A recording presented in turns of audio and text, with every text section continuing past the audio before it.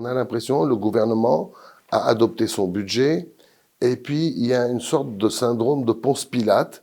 Allez, il s'en lave les mains et paf, il vous donne le budget, il donne le budget à l'Assemblée nationale et vous êtes le malchanceux président de la commission des finances. Yani, je ne vais pas dire que ça a été toujours comme ça, parce que malheureusement, les gouvernements qui se sont succédés ont travaillé suivant la même optique, c'est-à-dire faire de la sorte comme quoi ils ont fait leur devoir, et puis après on lave les mains et on commence à critiquer d'ici par là.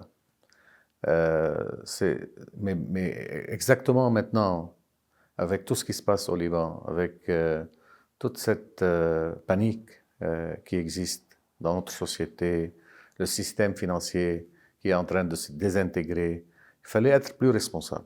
La responsabilité, malheureusement, n'existe pas.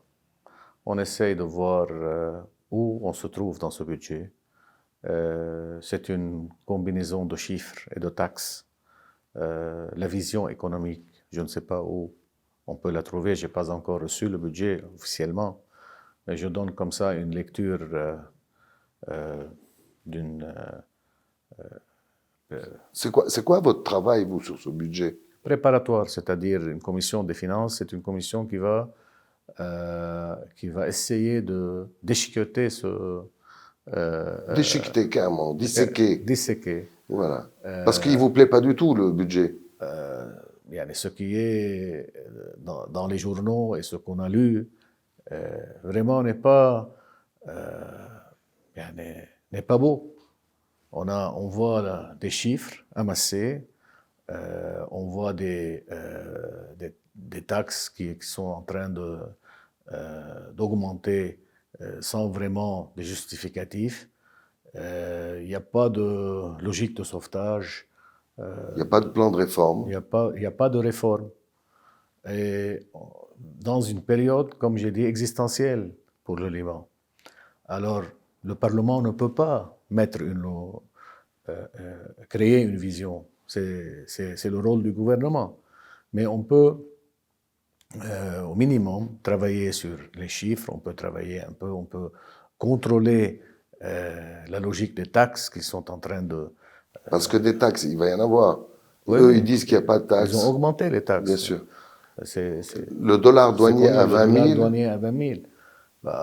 C'est une augmentation terrible. C'est une augmentation de taxes. C'est une augmentation terrible. Vous n'êtes pas d'accord avec ça? Non, pas du tout. Mais il faut dire là, augmenter des taxes pour faire quoi? Dans tous les pays du monde, on augmente des taxes, mais on justifie. Disons, dossier de santé, autres. Il y a beaucoup de justificatifs qui doivent être donnés. Ici, on n'a rien du tout. On est en train de dire exceptionnellement, et pour une fois, on a besoin de ces revenus pour faire une balance entre les revenus et le déficit. Et tout ça vient vraiment dans une période où les gens ne peuvent plus supporter.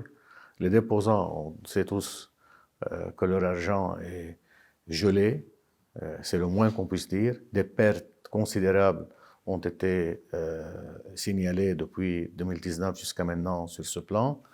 D'ailleurs, le gouvernement lui-même a un projet pour les déposants que vous ne validez pas du tout. On n'a pas vu encore un projet. On a vu le projet précédent du gouvernement précédent qui n'a pas été jusqu'à maintenant finalisé.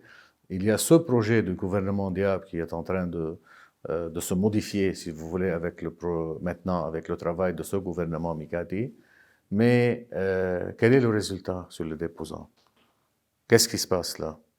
Ce qu'on a lu, ou ce qu'on a vu ou entendu, qui a été nié par le Premier ministre, mais désormais, on est en train de recevoir beaucoup d'informations qui sont négatives. Au lieu d'aller avant et maintenant, faire subir les gens et les déposants les pertes énormes que les gouvernements successifs ont multipliées par le résultat catastrophique de leur politique. Et il fallait faire autre chose. Et vous pouvez proposer des alternatives. Vous pouvez dire, moi, président de la commission des finances et du budget. C'est Je ne pas suis pas sorcier, d'accord. il y a une feuille de route. On peut, en tant que député, je peux proposer, mais je ne peux pas décider. La décision est en fin de compte pour l'Assemblée générale et le gouvernement qui doit être là pour l'exécuter. Et d'ailleurs, dans aucun pays au monde, on vote un budget aussi impopulaire à 2 mois d'élection. Est-ce que les députés libanais sont fous pour voter ce budget? Il ne sera jamais voté, non? Je crois qu'il y a beaucoup de travail, comme vous avez dit dans votre introduction là, parce que aussi rester sans budget, avec toutes les contraintes qu'on a et les exigences du FMI et des instances internationales, et même du secteur public libanais, est aussi quelque chose qui n'est pas très positif. Mais avec ce budget-là, on peut pas vraiment aller... Ah oui, donc vous dites que les députés ne voteront jamais ce budget-là, mais si vous réussissez à l'améliorer, apporter des préconisations solides, ils peuvent éventuellement l'adopter malgré les élections. On va essayer. Je ne peux pas donner une réponse définitive maintenant. Je suis une personne responsable.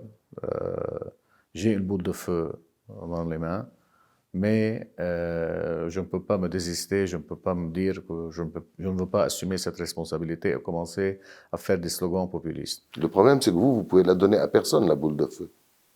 Ils vous l'ont donnée, mais vous ne pouvez pas la transmettre. Il y a mille et une façons de la transmettre, mais ce n'est pas mon style. D'accord. Est-ce que vous avez des relations avec le FMI, vous? Oui, j'ai rencontré les gens du FMI à plusieurs reprises, suivant leurs demandes. Depuis quelques jours, on a eu une réunion aussi. Non, oui, j'ai des contacts avec eux. Et ils sont optimistes ou positifs vis-à-vis de nous, ou ils nous prennent pour des... C'est pas une question d'optimisme et de Ils nous prennent pour des gens sérieux ou pas? Ils travaillent avec nous comme il se doit, comme on est. La situation n'est pas une situation vraiment optimiste. Comme vous le savez, les réformes, on parle beaucoup de réformes, mais jusqu'à maintenant, il n'y a pas d'exécution.